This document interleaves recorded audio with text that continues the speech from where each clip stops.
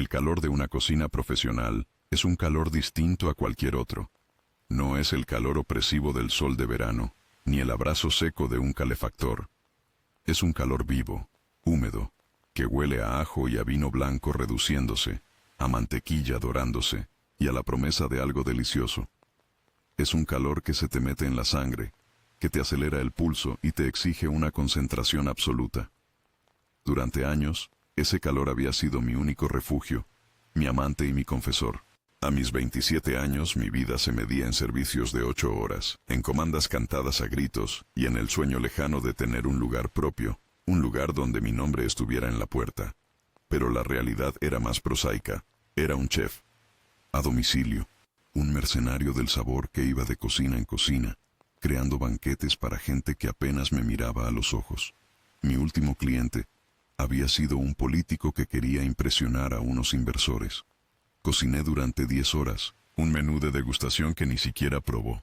Me pagó con un fajo de billetes y una palmada en la espalda, como a un mozo. Esa noche, mientras limpiaba mi juego de cuchillos, mi única herencia de valor, juré que sería la última vez. Estaba harto de ser invisible. Fue entonces cuando vi el anuncio. No era un anuncio llamativo, sino un pequeño recuadro en 1900, una web de servicios de lujo. Se solicita chef privado, residencia en las Lomas, exclusividad y discreción indispensables, larga duración. No pedían experiencia en restaurantes con estrellas Michelin, no pedían títulos rimbombantes. Pedían exclusividad y discreción. La paga era obscenamente buena, lo suficiente como para empezar a ahorrar en serio para mi sueño. Envié mi currículum sin muchas esperanzas. Una semana después recibí una llamada. Una voz de mujer, nítida y con una autoridad serena, me citó para una entrevista. Pregunte por la señora Sofía de la Torre, dijo, y colgó. La dirección era un número en el corazón de Lomas de Chapultepec. La casa no era una casa, era una fortaleza. Muros altos, vegetación impecable, y un silencio que imponía respeto. Me abrió una empleada uniformada y me guió a través de un vestíbulo que parecía un museo, con suelos de mármol y obras de arte abstracto que valdrían más que mi vida entera. Me hizo esperar en una biblioteca con paredes forradas de caoba y miles de libros que parecían haber sido leídos. Y entonces entró ella, Sofía de la Torre. La recordaba vagamente de las páginas de Sociedad de hacía años. Una arquitecta de renombre que, junto a su esposo, un magnate de las finanzas ya fallecido, había formado una de las parejas más poderosas de México. Debía tener, según mis cálculos, unos 50 y tantos. Llevaba unos pantalones negros de corte perfecto y una blusa de seda color marfil. Su cabello era una melena corta, de un color plateado tan uniforme y brillante que parecía una declaración de principios. No usaba casi maquillaje, pero no lo necesitaba. Tenía una estructura ósea increíble y unos ojos de un azul grisáceo, inteligentes y penetrantes, que parecían verlo todo. Me escrutó de arriba a abajo, sin disimulo. No fue una mirada ofensiva, sino evaluadora, como si estuviera examinando los planos de un edificio. Daniel Muñoz, dijo, leyendo mi currículum que tenía en la mano. Su voz era la misma de la llamada, calmada pero con un peso ineludible. Dice aquí que abandonó la mejor escuela de gastronomía del país a un semestre de graduarse. ¿Puedo saber por qué? La pregunta fue directa, sin rodeos. Mi padre enfermó. Tuve que volver a casa y empezar a trabajar para ayudar con los gastos. Murió 6 meses después. Lo lamento. Y desde entonces, ha trabajado de forma independiente. Sí, señora. He aprendido más en las cocinas de mis clientes que lo que habría aprendido en cualquier escuela. Ella asintió lentamente, como si estuviera sopesando mis palabras. ¿Sabe por qué lo necesito, señor Muñoz? No es para fiestas ni para eventos sociales. Es para mí. Ceno sola todas las noches. Y estoy cansada de comer cualquier cosa. Quiero que alguien me devuelva el placer de la comida. Requiero que cocine para mí 5 noches a la semana. Desayuno y comida son sencillos, pero la cena es importante. Será un menú que decidiremos juntos cada semana. Su cocina será su santuario. Tendrá todo lo que necesite. A cambio, exijo puntualidad, limpieza absoluta y, sobre todo, que entienda que esta es mi casa. Soy una mujer que valora su privacidad por encima de todo. ¿Entendido? Perfectamente, señora de la Torre. La entrevista duró 10 minutos. Más. No me preguntó por mis platillos estrella ni por mis técnicas. Me preguntó por mis libros favoritos, por la música que escuchaba al cocinar. Parecía más interesada en la persona que en el chef. Al final, se levantó. Empieza el lunes. La señora Rivas le mostrará la cocina. Bienvenido, Daniel. Me extendió la mano.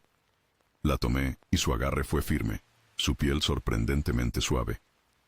En ese breve contacto, sus ojos se encontraron con los míos y por un instante, vi algo más allá de la dueña de la casa. Vi un atisbo de soledad, una curiosidad que no encajaba con su fachada impenetrable. Esa noche supe que este trabajo sería diferente. No por el dinero ni por la cocina de ensueño, sino por ella. Por esa mujer que, sin saberlo, no solo me estaba contratando para devolverle el placer de la comida, sino que estaba a punto de desatar un hambre que ninguno de los dos sabíamos que teníamos. La cocina de Sofía de la Torre era la Capilla Sixtina de las cocinas. Una isla de granito negro tan grande como mi primer apartamento, electrodomésticos alemanes que zumbaban con una eficiencia silenciosa y una colección de ollas de cobre que colgaban del techo como una constelación. Era un espacio diseñado por un arquitecto, hermoso y funcional, pero frío. Le faltaba alma. Mi primer día fue un ejercicio de contención. Preparé algo que consideraba seguro y elegante, un robalo a la sal con una emulsión de cítricos y espárragos trigueros. Serví la cena en el inmenso comedor, en un plato que probablemente valía más que mi sueldo de una semana. Ella comió sola, en la cabecera de una mesa para 12 personas, leyendo un libro apoyado en un atril. No dijo una palabra durante la comida. Cuando terminó, la señora Rivas, la ama de llaves, me trajo el plato vacío, completamente limpio. Fue el único comentario que recibí. Así transcurrió la primera semana. Yo cocinaba. Ella comía en silencio. Yo limpiaba mi santuario, de acero y granito, y me iba. La única comunicación eran las notas que me dejaba sobre el menú de la semana siguiente, escritas con una caligrafía impecable. Me sentía como un fantasma bien pagado, un artesano cuyo trabajo se apreciaba, pero cuya presencia se ignoraba. Pero empecé a observarla, no de forma indiscreta, sino como parte de mi trabajo. Para cocinar para alguien, tienes que entenderlo. Noté que los lunes pedía platos más ligeros, casi de dieta. Los viernes, en cambio, se permitía algo más contundente, un buen corte de carne, una pasta con una salsa rica. Noté que nunca pedía postres muy dulces, prefería los sabores amargos del chocolate oscuro o la acidez de los frutos rojos. Empecé a dejar de seguir sus notas al pie de la letra. Un martes, en lugar de la pechuga de pollo a la plancha que había pedido, le preparé un pollo de grano cocido a baja temperatura en su propio jugo, con hierbas de olor y una piel crujiente como el cristal. Era el mismo ingrediente, pero tratado con amor, no con resignación. Esa noche, por primera vez, asomó la cabeza en la cocina cuando yo estaba limpiando. El pollo, dijo, deteniéndose en el umbral. Estaba extraordinario. ¿Qué le hizo? Lo cociné a baja temperatura durante 2 horas, señora. Guarda toda la humedad y el sabor. Ya veo, dijo, y me miró con una nueva curiosidad. Gracias, Daniel. Fue la primera vez que sentí que no solo le había dado de comer, sino que le había provocado algo. A partir de ese día, algo cambió. Empezó a aparecer por la cocina más a menudo. Al principio, con pretextos. Buscaba un vaso de agua, revisaba la lista del súper, pero poco a poco las excusas se desvanecieron. Se apoyaba en el marco de la puerta y me observaba cocinar. No me hablaba, solo miraba. Yo sentía su mirada en mi nuca, en mis manos mientras picaba cebolla o amasaba pasta fresca. Su presencia llenaba el espacio, cambiaba la temperatura del aire, hacía que mis movimientos fueran más precisos, más conscientes. Una noche, mientras preparaba un risotto de hongos, se acercó a la isla de la cocina. ¿Puedo probar?, preguntó. Con una cuchara limpia tomé un poco de arroz y se lo ofrecí. Ella se inclinó y lo probó directamente de la cuchara.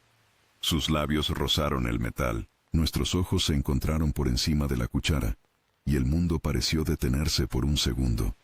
El sonido del caldo burbujeando, el zumbido del extractor. Todo se desvaneció. Solo éramos ella y yo, compartiendo un momento de una intimidad extraña y profunda. «Le falta un poco de sal», dijo, rompiendo el hechizo, aunque sus ojos decían otra cosa. «Aún no está listo», respondí, mi voz sonando más ronca de lo normal. Empezamos a hablar, primero de comida, de los mercados de Oaxaca, de los vinos del Valle de Guadalupe, del aceite de oliva de la Toscana. Descubrí que era una gastrónoma experta, con un paladar refinado y una curiosidad infinita. Luego, las conversaciones se desviaron. Me preguntó por mi sueño de abrir un restaurante, no con la condescendencia de otros clientes ricos, sino con un interés técnico. Me interrogó sobre mi concepto, mi modelo de negocio, mis proyecciones financieras. Me hablaba como a un igual. Y yo empecé a ver más allá de la señora de 1900 La Torre. Vi a Sofía, una mujer brillante, con una mente afilada como mis cuchillos, y con una soledad tan palpable que dolía. Me contó que su esposo había sido un comedor funcional, alguien que comía para vivir, no al revés. Durante 30 años, había suprimido su propia pasión por la gastronomía. Ahora tengo todo el tiempo y el dinero del mundo. Me dijo una noche, con una copa de vino en la mano, mientras me veía filetear un pescado. Y no tengo con quién compartirlo. La confesión quedó flotando en el aire entre nosotros, cargada de un peso que ambos entendimos. Yo era su chef, su empleado. Pero en esa cocina, en nuestro santuario de aromas y sabores, las líneas habían empezado a borrarse peligrosamente. Las semanas se convirtieron en meses, y nuestra rutina se afianzó en una extraña normalidad. El contrato no escrito era simple. Durante el día, yo era Daniel, el chef, y ella era la señora de la Torre, la patrona. Pero al caer la noche, cuando el resto del personal se había retirado y la casa quedaba en silencio, las formalidades se relajaban. La cocina se transformaba en nuestro territorio neutral, una isla donde las jerarquías del mundo exterior no aplicaban. Ella se sentaba en uno de los altos taburetes de la isla, con una copa de vino, y me hacía compañía mientras yo preparaba la cena. Se había convertido en mi catadora oficial, mi sous-chef de ideas. ¿No crees que le iría bien un toque de anís a ese puré de zanahoria?, sugería. Esa salsa necesita más acidez. Prueba con un poco de vinagre de Jerez, aconsejaba. Y casi siempre tenía razón. Su paladar era infalible. Nuestras conversaciones se hicieron más profundas, más personales. Ya no hablábamos solo de comida.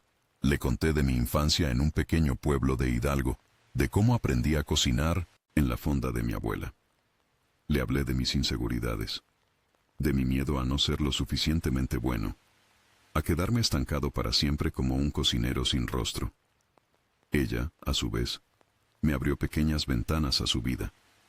Me habló de sus viajes, de los edificios que había diseñado, de la frustración de haberse retirado en la cima de su carrera por complacer a su esposo. Me contó anécdotas de sus hijos, 2 exitosos profesionistas que vivían en el extranjero y que rara vez la visitaban.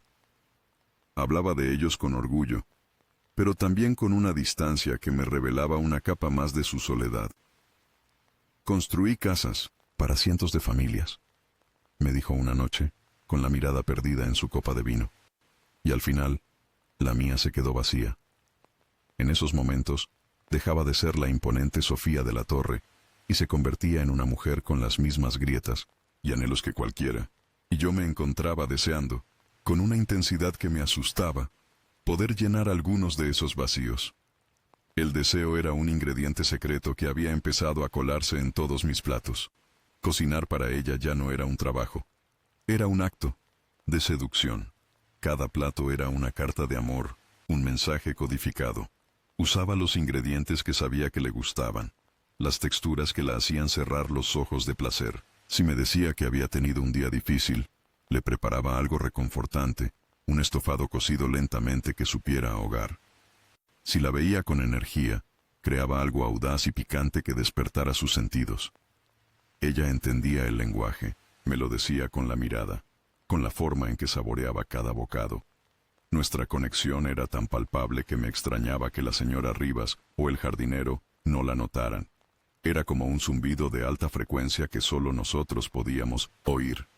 La tensión física entre nosotros era casi insoportable. Había momentos en que me acercaba para darle a probar algo, y nuestros dedos se rozaban. Un contacto fugaz que enviaba una descarga eléctrica por todo mi cuerpo. O cuando se inclinaba para oler una hierba fresca que yo estaba picando, y su cabello rozaba mi brazo, su perfume mezclándose con el aroma del perejil. En esos instantes, levantaba la vista y la encontraba mirándome, con sus ojos azul grisáceo oscurecidos por una emoción que no me atrevía a nombrar. Nos quedábamos así, congelados por un segundo, hasta que uno de los dos rompía el contacto, carraspeando o volviendo bruscamente al trabajo. Me iba de su casa cada noche con el cuerpo en llamas y la mente en un caos. ¿Qué estaba haciendo? Ella era mi jefa. Era 29 años mayor que yo. Pertenecíamos a mundos diferentes, a galaxias distintas. Cualquier paso en falso significaría no solo perder el mejor trabajo de mi vida, sino también esta conexión que se había vuelto tan vital como el aire. Me decía a mí mismo que debía parar, que tenía que poner distancia, pero la idea de volver al silencio, a la formalidad de las primeras semanas, me resultaba físicamente dolorosa. Era un adicto, y ella era mi droga. Y entonces llegó la noche que lo cambió todo. Fue un jueves lluvioso de octubre. El cielo se estaba cayendo a cántaros y la ciudad era un caos. Sofía me había llamado por la tarde. No salgas con esta lluvia, Daniel. Quédate a cenar. Hay una habitación de huéspedes para ti. La oferta era lógica, sensata. Pero ambos sabíamos que era algo más. Era cruzar una nueva frontera. Acepté. Le preparé una sopa de tortilla, algo profundamente mexicano y reconfortante para una noche de tormenta. Mientras cenábamos juntos, por primera vez, en la pequeña mesa de la cocina, los truenos retumbaban afuera, aislando la casa del resto del mundo. La atmósfera era íntima, casi doméstica. Después de la cena, ella fue a su habitación a cambiarse y yo me quedé fregando los platos, con la mente a 1000 por hora. Estaba secando el último plato cuando la oí entrar de nuevo en la cocina. Me di la vuelta y me quedé sin aliento. Ya no llevaba su ropa de diseñador. Se había puesto un simple camisón de seda largo, de color azul profundo, que se adhería sutilmente a las curvas de su cuerpo. Su cabello plateado estaba un poco húmedo, como si acabara de lavarse la cara, y sus pies estaban descalzos sobre el frío suelo de mármol. Se veía vulnerable y, al mismo tiempo, increíblemente hermosa. Tenía una fuerza primordial que ninguna ropa cara podía igualar. Se detuvo a unos pasos de mí, en la penumbra de la cocina iluminada solo por la pequeña lámpara sobre el fregadero. La lluvia golpeaba las ventanas, creando una banda sonora para la escena que estaba a punto de desatarse. El aire entre nosotros crepitaba, denso con meses de palabras no dichas y deseos reprimidos. Me miraba con una intensidad que me desnudó el alma. Vi en sus ojos una batalla, la misma que se libraba dentro de mí. El deseo contra la razón, el impulso contra el decoro. No puedo dormir, dijo, y su voz era apenas un susurro que se mezclaba con el sonido de la tormenta. No sabía qué responder. Mi cerebro, el que me recordaba que ella era la señora de la torre, que yo era su empleado, que esto era una locura, gritaba que diera un paso atrás, que dijera buenas noches y me fuera a mi cuarto, pero mis pies estaban anclados al suelo, y mi cuerpo entero zumbaba con una anticipación que me ahogaba. Me quedé mirándola, observando cómo la suave luz acentuaba la línea de su clavícula, la curva de su hombro bajo la seda. Estaba en mi territorio, en mi cocina, pero nunca me había sentido tan invadido, tan conquistado. Yo, que me enorgullecía de mi control, de mi precisión milimétrica, me sentía completamente fuera de control. Fue entonces que lo vi, allí, en mi cocina. Estaba justo a mi lado, sobre la encimera. Yo había estado trabajando hasta tarde en un experimento para el fin de semana. Una masa brioche. Era un trabajo de paciencia, de sentir la masa, de conocer su temperatura y su elasticidad. La había dejado allí, cubierta con un paño húmedo, en su primer levado. Un proceso vivo, lleno de potencial. Ella siguió mi mirada y vio el cuenco. Dio un paso, luego otro, acercándose a la encimera. Se paró a mi lado, tan cerca que podía sentir el calor que emanaba de su cuerpo, oler su perfume mezclado con el aroma a jabón limpio. Levantó el paño con una lentitud exquisita. ¿Qué es? Susurró mirando la masa pálida y suave. ¿Masa para brioche? Respondí, mi voz sonando extraña a mis propios oídos. Ella extendió un dedo, uno solo, y lo hundió suavemente en la masa. La masa cedió y luego, lentamente, volvió a su forma, dejando una pequeña hendidura. Un gesto increíblemente sensual, cargado de una simbología que me golpeó con la fuerza de un rayo. Estaba tocando mi creación, mi pasión. Está vivo, dijo ella fascinada, sin retirar el dedo. No pude más. Fue como si un dique que llevaba meses conteniendo una presión inmensa finalmente se rompiera. Levanté mi mano y cubrí la suya, que todavía descansaba sobre la masa. Su piel era fría por la noche, y la mía ardía. Nuestros dedos se entrelazaron sobre la masa tibia y palpitante. Se sobresaltó ante mi contacto, pero no se apartó.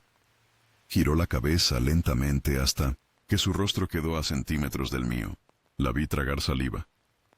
Vi el pulso acelerado en la base de su cuello. Sus ojos azul grisáceo eran ahora dos pozos oscuros y profundos. La señora de 56 años me vio en la cocina y no pudo contenerse. El título de nuestra historia, que aún no había sido escrita, explotó en mi mente. Pero fue ella, no yo, quien no pudo contenerse. Daniel. Susurró mi nombre como una oración, como una capitulación. Y entonces, con un movimiento que me tomó por sorpresa por su rapidez y su decisión, se inclinó y me besó. El beso no fue tierno. Fue un acto de desesperación, de hambre acumulada. Sus labios, que yo había imaginado tantas veces, eran suaves, pero demandantes. Sabían a vino tinto y a algo más, a la esencia misma de Sofía. Mis manos dejaron la suya y fueron a su cintura, atrayéndola contra mí, levantándola para sentarla sobre la encimera de granito. Mis cuchillos, mis tablas, de cortar, mis herramientas de precisión se convirtieron en el escenario de nuestro caos. Sus piernas desnudas rodearon mi cintura, la seda fría de su camisón contra mis vaqueros. Sus manos se enredaron en mi pelo, tirando de mí, exigiéndome más. Le devolví el beso con la misma ferocidad, derramando en él toda mi frustración, toda mi soledad, todo el deseo que había estado cocinando a fuego lento durante meses. Era un beso que borraba las fronteras, las edades, los roles. En ese momento, ella no era la señora de la torre, y yo no era su chef.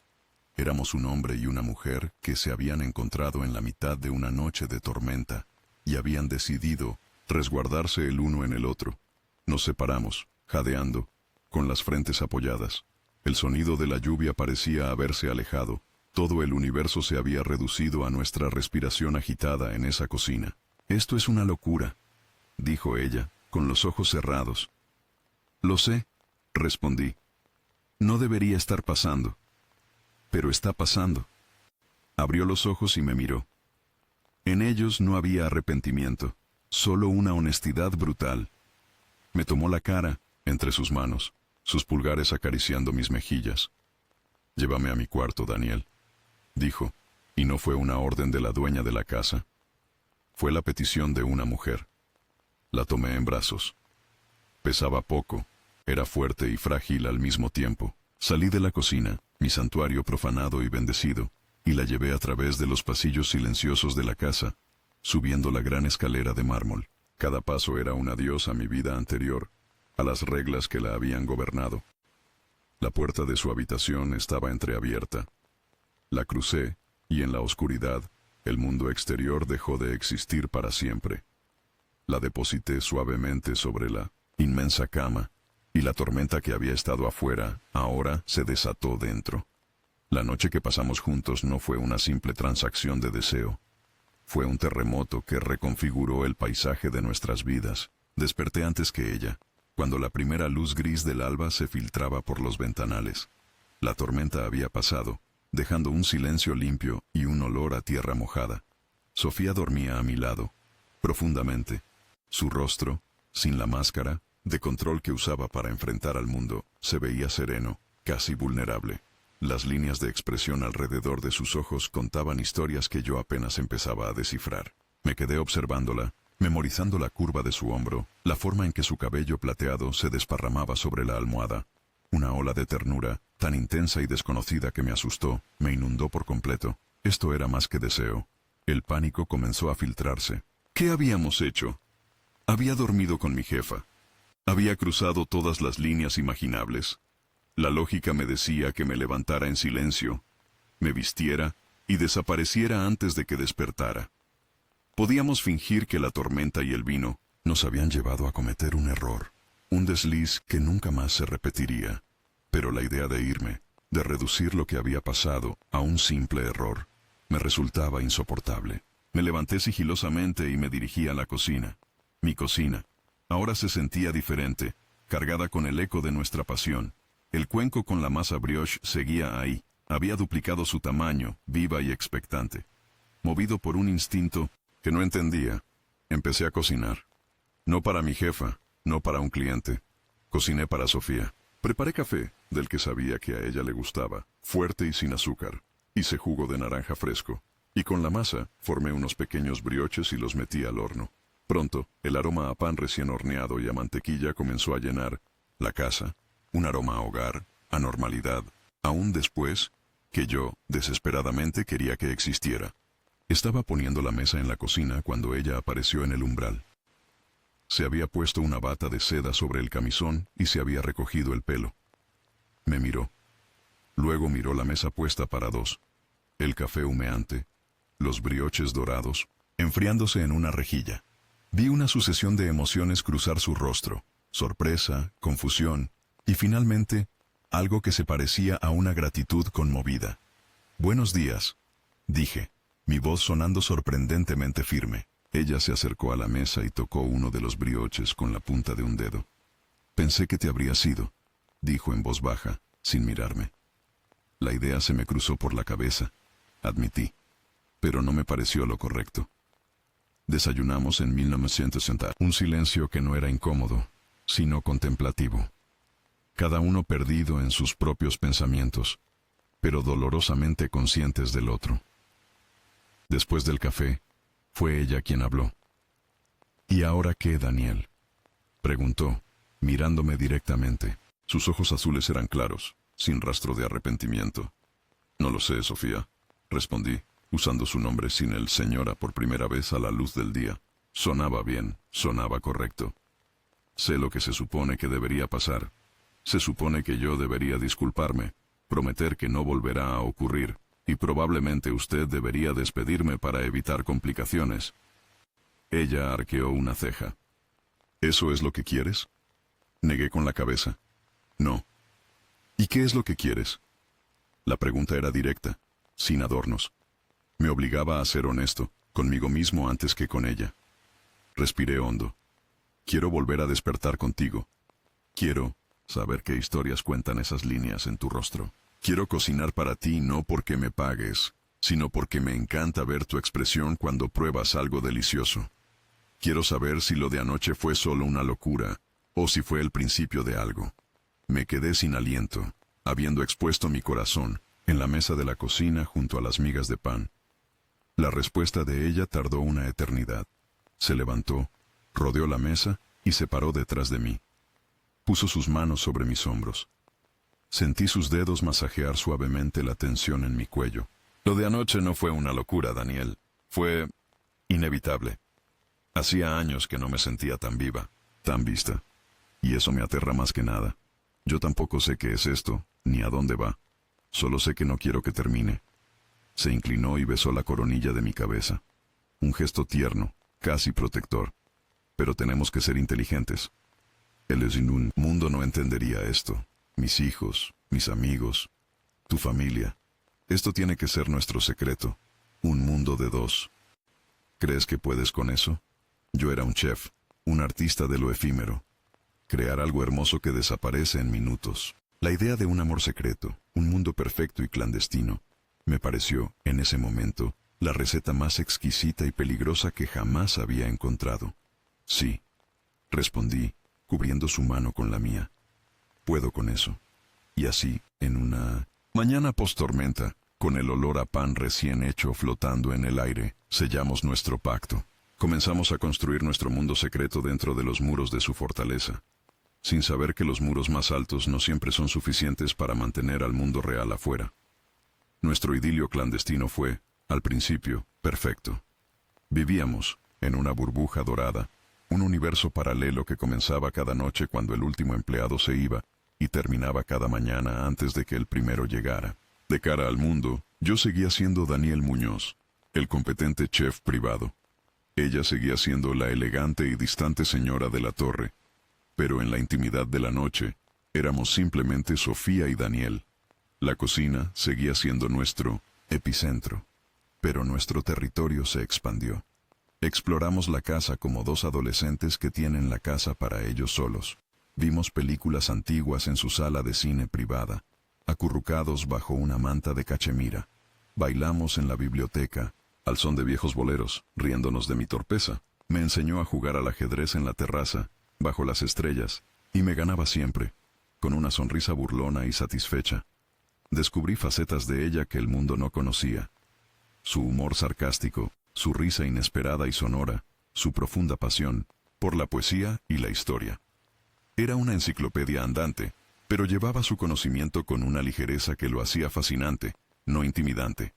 A cambio, yo le ofrecí mi mundo. La llevé, a través de mis historias y mis platos, a los mercados bulliciosos de mi infancia, a las cocinas caóticas donde me había forjado, a los paisajes de mi tierra. Le cocinaba los platillos que mi abuela me hacía de niño, y en sus ojos veía una emoción genuina, como si probara por primera vez el sabor de una vida que no era la suya. Nuestra conexión física se hizo más profunda, más allá de la pasión inicial. Se convirtió en un lenguaje.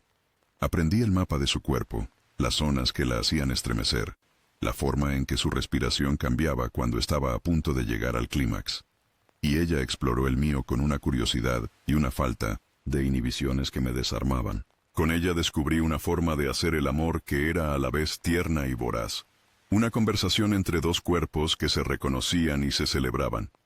Me sentía más hombre con ella, una mujer de 56 años, que con cualquier veinteañera con la que hubiera salido. Ella no jugaba, no adivinaba. Sabía lo que quería y no tenía miedo de pedirlo, ni de darlo. Pero la clandestinidad tiene un precio. La mentira constante, aunque necesaria, empezaba a pesar. Me sentía como un actor en una obra de teatro interminable. El momento más difícil era cuando sus hijos llamaban. Ella se encerraba en su estudio para hablar con ellos, y cuando salía, su rostro siempre tenía una sombra de tristeza, de culpa, y yo me sentía la causa de esa sombra. La primera fisura en nuestra burbuja apareció en la forma de su mejor amiga, una mujer llamada Elena, tan elegante y afilada como ella. Elena empezó a venir a cenar una vez por semana. Durante esas cenas, yo volvía a ser invisible. Servía los platos, respondía con monosílabos si me preguntaban algo y me retiraba a la cocina. Desde allí escuchaba sus conversaciones, sus risas, sus confidencias, y sentía un pinchazo de algo que se parecía mucho a los celos. Celos no de un hombre, sino de la facilidad con la que Elena podía compartir su vida pública. Una noche, después de que Elena se fuera, Sofía entró en la cocina y me encontró más callado de lo normal. ¿Pasa algo?, preguntó acercándose. No, nada. ¿Estás seguro? Te conozco, Daniel. Sé cuando algo te preocupa. Suspiré, dejando el cuchillo sobre la tabla. Es solo que a veces odio esto. Ser un secreto. Tener que esconderme cuando tus amigos están aquí. Sentirme como el personal de servicio cuando, hace apenas unas horas, estábamos haciendo el amor en tu cama. Se quedó en silencio por un momento, su rostro compungido. Lo sé. Créeme, yo también lo odio. Pero Elena es chapada a la antigua. Si supiera de nosotros no lo entendería. Su juicio sería implacable. Así que mi existencia depende de la opinión de tus amigos, dije, y el resentimiento en mi voz me sorprendió a mí mismo. No es así y lo sabes, replicó ella, y su voz tenía un filo de acero. Es complicado. Tú no entiendes lo que es vivir bajo un microscopio social toda tu vida. Proteger mi privacidad se ha convertido en un instinto de supervivencia. La discusión no llegó a más. Pero la pequeña grieta ya estaba allí. Por primera vez, la diferencia de nuestros mundos se había materializado en una conversación, en un conflicto. Ella pertenecía a un universo con reglas que yo no entendía del todo, y yo era una anomalía que amenazaba con romperlas. Unos días después, para compensar, supongo, me hizo una propuesta. ¿Recuerdas que me hablaste de tu sueño? ¿De abrir un restaurante? Sí, claro. He estado pensando. No quiero que seas mi chef para siempre, Daniel. Eres demasiado talentoso para estar encerrado en mi cocina. Vi un local en La Condesa, un lugar pequeño que sería perfecto. Quiero invertir en ti. Seré tu socia silenciosa. Te daré el capital, y tú pondrás el talento. La oferta me dejó sin aliento. Era la oportunidad de mi vida. El sueño que había acariciado durante años, servido en bandeja de plata. Pero venía de ella, y eso lo complicaba todo. Sofía, no puedo aceptar eso. Parecería que estás conmigo por mi dinero. Completó la frase sin inmutarse. ¿Te importa más lo que pueda parecer que la oportunidad de cumplir tu sueño? Creí que eras más valiente que eso. Mírame, Daniel. Yo creo en ti. Creo en tu talento más de lo que tú mismo crees. Esto no es un regalo, es una inversión. Y espero un retorno. Su fe en mí era a la vez un bálsamo y una carga. Aceptar su dinero significaba entrelazar nuestras vidas de una forma nueva y mucho más pública. Nuestro secreto ya no estaría confinado a su casa. Tendría una dirección, un nombre, un balance de cuentas. Significaba que nuestra relación, fuera lo que fuera, entraba en una nueva fase, una mucho más peligrosa. Y mientras sopesaba la decisión, no sabía que el mundo real ya estaba llamando a la puerta, y que la siguiente visita a la casa no sería su amiga Elena, sino alguien con el poder de destrozar nuestra burbuja para siempre. La siguiente visita fue Mariana, la hija de Sofía. Llegó sin avisar desde Nueva York una tarde de martes, supuestamente para una visita sorpresa por el cumpleaños de su madre, que sería en un par de semanas. Yo estaba en la cocina, deshuesando un pato, cuando la oí entrar, su voz llenando el vestíbulo silencioso.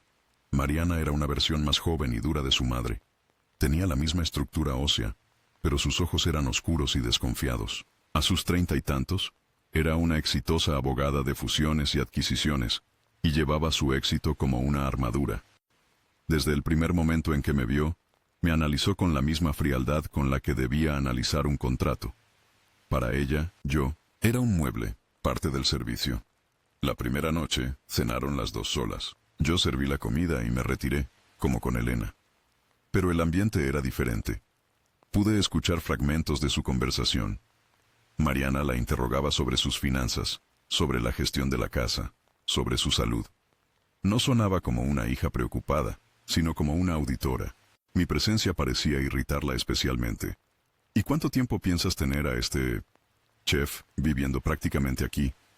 Le escuché decir a través de la puerta entreabierta. Él no vive aquí, Mariana. Es un profesional que a veces se queda cuando trabaja hasta tarde, respondió Sofía, su voz peligrosamente tranquila. Me parece una extravagancia innecesaria, mamá. Podrías tener un servicio de catering 1000 veces más barato. Sofía y yo no pudimos estar juntos esa noche. La presencia de Mariana era como un campo de fuerza que nos mantenía separados. Quedé en mi cuarto de huéspedes, sintiéndome un intruso en una casa que había llegado a considerar mi segundo hogar. Los días siguientes fueron una tortura. Mariana parecía tener un sexto sentido para la tensión. Nos observaba constantemente. Si su madre y yo intercambiábamos una mirada que duraba un segundo de más, ella lo notaba. Si mi tono de voz al responderle a Sofía era demasiado familiar, sus ojos se entrecerraban. Empecé a sentirme como un prisionero bajo vigilancia. Sofía manejaba la situación con una gracia gélida, pero yo podía ver el esfuerzo que le costaba. Estaba atrapada entre su hija y yo, y la tensión la estaba desgastando. Una tarde Mariana bajó a la cocina mientras yo estaba preparando la mise en place para la cena. Se sirvió un vaso de agua y se apoyó en la encimera, observándome. «Así que tú eres el famoso Daniel», dijo. Su tono era casual, pero su mirada era aguda. «Mi madre no para de hablar de tu talento». «Hago mi trabajo, señora», respondí sin mirarla. «Sí, eso parece. Y parece que lo haces muy bien. Mi madre nunca había parecido tan contenta. Me doy cuenta de que llegué y de repente se ve estresada de nuevo. ¿Tienes alguna idea de por qué podría ser? Era una trampa. Una pregunta cargada, diseñada para ver mi reacción. Me encogí de hombros, concentrándome en cortar zanahorias en una juliana perfecta. No sabría decirle. Quizá solo está cansada. Quizá, dijo, y dejó el vaso con un golpe seco. O quizá hay algo que la está poniendo nerviosa. Algo que no quiere que yo vea. Se dio la vuelta y se fue, dejándome con el corazón acelerado. Sabía que estábamos viviendo en tiempo prestado. La explosión era inevitable. Y llegó 3 días después. Fue por una estupidez, un descuido. Sofía había dejado uno de sus libros de poesía en la pequeña mesa de la cocina, donde a veces desayunábamos juntos. Dentro del libro había una nota doblada. Una nota que yo le había escrito. Una tontería, citando un verso que habíamos leído juntos y añadiendo, pienso en ti. No estaba firmada, pero era mi letra. Mariana bajó a la cocina muy temprano por la mañana, antes que nadie. Me la encontré, allí, de pie, con el libro en una mano y la nota desplegada en la otra. Su rostro era una máscara de furia helada. No me miró a mí, miró por encima de mi hombro. Me di la vuelta y vi a Sofía en el umbral, pálida como un fantasma. ¿Alguien puede explicarme qué demonios es esto?, dijo Mariana, su voz temblando de ira contenida. Agitó la nota en el aire. Sofía cerró los ojos por un instante, como si reuniera fuerzas. Mariana, baja la voz. Hablemos en el estudio. No, hablemos aquí, en la cocina. Al parecer es donde todo pasa en esta casa, ¿no es así?, dijo, su mirada llena de veneno yendo de su madre a mí. ¿Te estás acostando con el servicio, mamá? ¿A eso hemos llegado? ¿Es esta tu patética crisis de la mediana edad? Basta. La voz de Sofía sonó como un látigo. No te permito que me hables así, ni que le hables así a Daniel. Ah, ahora lo defiendes. Claro. ¿Cuánto te está costando este gigoló, mamá? Porque espero que le pagues bien por sus servicios extra. No pude soportarlo más.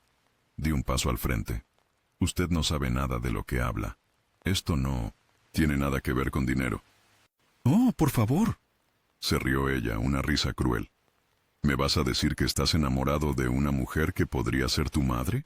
Tú, un don nadie que cocina para ganarse la vida. Qué casualidad que te enamores de una mujer millonaria, ¿no?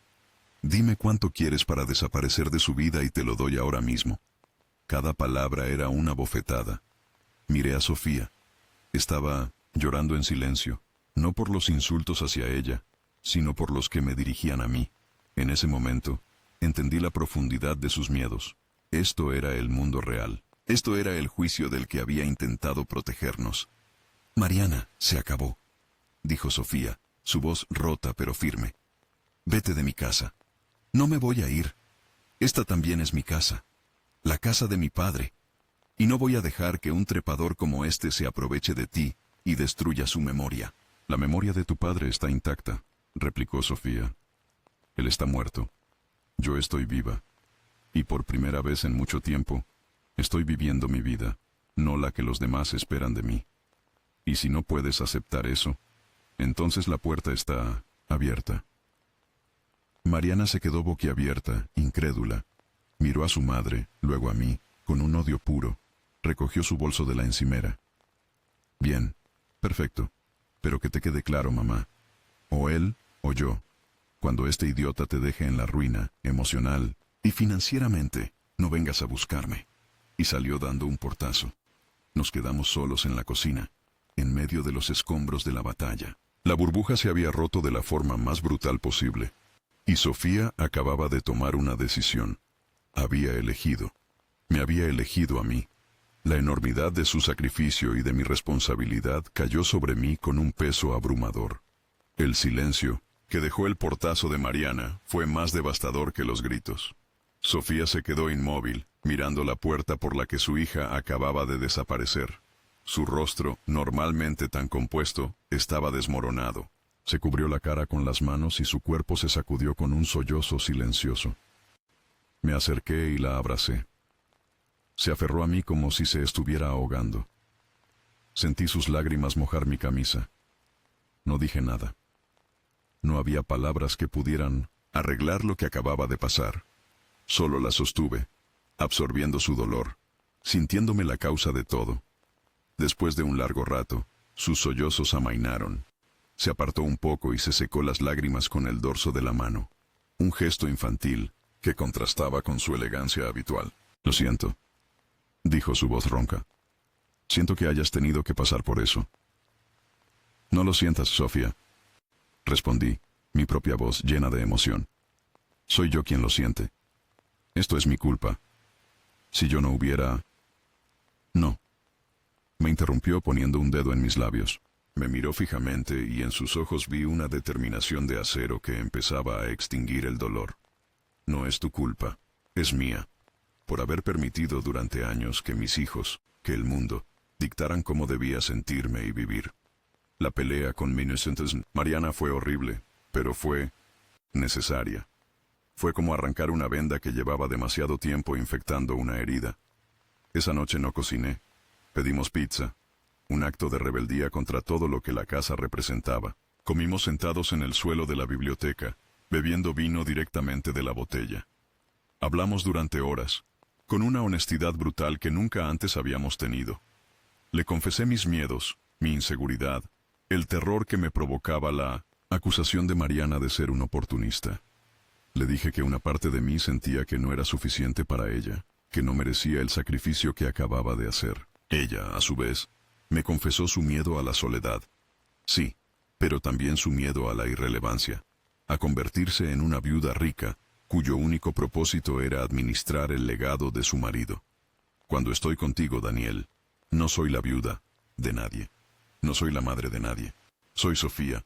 Y tú no eres el chef, eres Daniel. Un hombre brillante, apasionado y con un alma más vieja de lo que dicen tus años. ¿Crees que no sé lo que la gente dirá? ¿Que no sé cómo nos ven? Por supuesto que lo sé. La pregunta es, ¿nos importa? ¿Vamos a dejar que el ruido de afuera apague la música que tenemos aquí dentro? Esa noche hicimos el amor de una forma diferente. No fue la pasión febril de las primeras veces, ni la intimidad tierna de nuestro idilio secreto. Fue un acto de reafirmación, una forma de reclamar nuestro territorio y de anclarnos el uno al otro después de la tormenta. Fue un acto desafiante. A la mañana siguiente, tomamos nuestra primera decisión como pareja, no como amantes secretos. Ya no puedes ser mi chef, Daniel, dijo ella mientras tomábamos café. La dinámica es insostenible. Te degrada a ti y me pone a mí en una posición imposible. Es hora de que abras tu restaurante. Sofía, ya hablamos de esto. No puedo aceptar tu dinero, menos ahora. No vas a aceptar mi dinero. Vamos a ser socios. Redactaremos un contrato, con abogados, como cualquier negocio. Tú tendrás el control creativo total, y yo seré la socia capitalista, con un plan de pago para que me devuelvas la inversión. Esto no es un regalo, es un negocio, el negocio de nuestras vidas. Acepté. Sabía que era la única manera de redefinir nuestra relación ante el mundo y, lo que era más importante, ante nosotros mismos. Los siguientes meses fueron un torbellino. Renuncié a mi puesto formalmente. Nos sumergimos en la creación del restaurante. Alquilamos el local de la Condesa. Pasábamos los días entre arquitectos, diseñadores, proveedores y abogados. Fue estresante, agotador, pero también fue increíblemente liberador. Estábamos construyendo algo juntos, a la vista de todos. Nuestra relación ya no se escondía en las sombras de su mansión. Ahora tenía un lugar en el mundo. Por supuesto, no fue fácil. La noticia de nuestra relación se extendió como la pólvora en el círculo social de Sofía. Perdió a algunas amigas. Recibió llamadas de preocupación, de gente que solo quería chismear. Y yo tuve que enfrentarme a las miradas de proveedores y colegas que claramente pensaban que yo era el Toy Boy del año. Pero cada vez que la duda o el juicio externo amenazaban con afectarme, miraba a Sofía. Ella enfrentaba todo con una dignidad y una indiferencia soberanas. Su fe en mí era mi escudo. Si ella, que lo arriesgaba todo, no flaqueaba, ¿quién era yo para hacerlo? La noche de la inauguración del restaurante, llamado Sofía en su honor, fue la prueba de fuego. El lugar estaba lleno. Críticos gastronómicos, celebridades y toda la élite social de la ciudad que había venido más por morbo que por hambre. Estaba en la cocina, un manojo de nervios, dirigiendo a mi equipo. Justo antes de abrir el servicio, Sofía entró en la cocina. Llevaba un vestido rojo espectacular. Se veía radiante, poderosa. Me tomó la cara entre sus manos. Llegó el momento, Chef Muñoz, dijo, con un brillo juguetón en los ojos. Estoy aterrorizado, confesé. No lo estés. Has nacido para esto. Ahora ve y dales de comer. Aliméntales el alma. Y salió para actuar como la anfitriona perfecta. El servicio fue un éxito rotundo. Los platos salían. Los comensales murmuraban su aprobación. Los críticos tomaban notas con rostros impasibles. Al final de la noche, exhausto y cubierto de sudor, salí a la sala. Los clientes empezaron a aplaudir. Miré a través del mar de rostros y la encontré. Estaba de pie junto a la barra, mirándome con un orgullo y un amor tan inmenso que me sentí el hombre más afortunado del mundo. En su mirada estaba la respuesta a todo.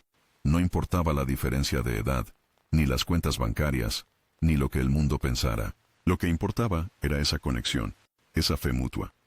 Éramos dos soledades que se habían encontrado en una cocina y que juntas habían decidido cocinar un futuro. El éxito del restaurante no solucionó todos nuestros problemas, pero nos dio un nuevo centro de gravedad.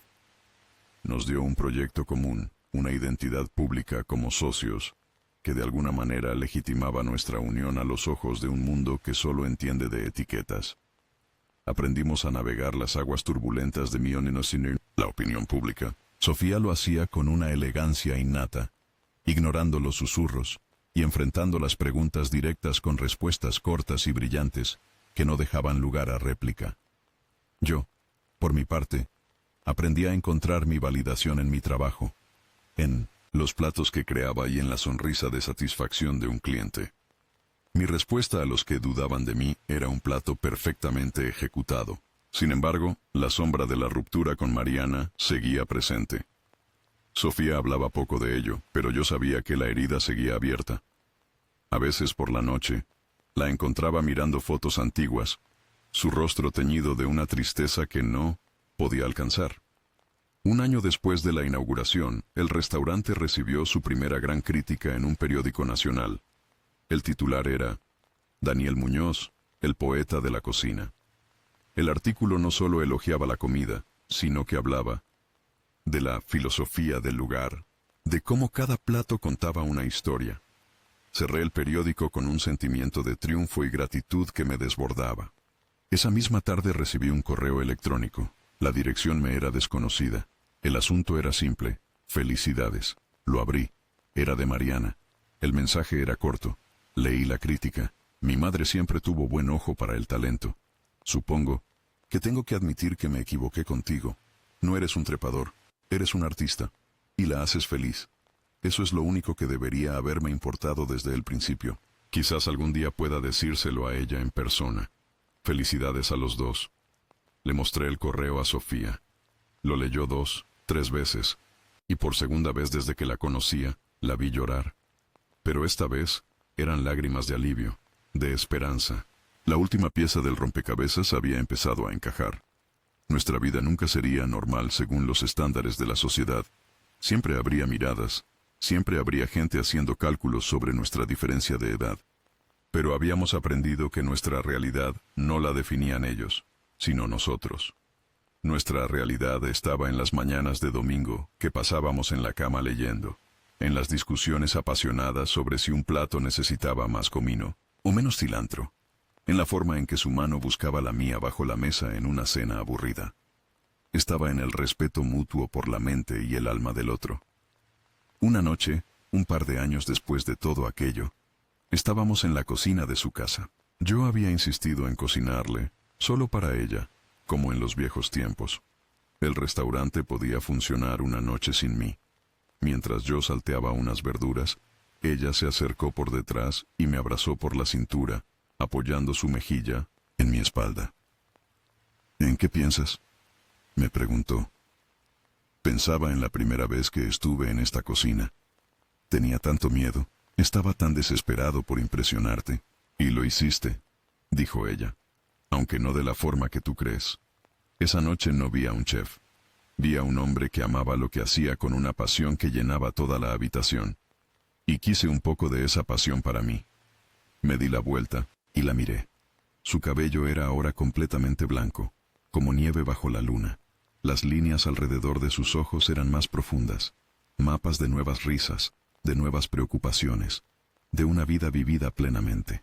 Tenía 60 años, y nunca me había parecido más hermosa. La besé. Un beso lento y profundo que sabía a gratitud, a historia compartida, a un amor que había desafiado todas las expectativas. La historia de la señora de 56 años que me vio en la cocina y no pudo contenerse, se había convertido en mucho más. Se había convertido en la historia de un hombre que encontró su voz y de una mujer que encontró su vida.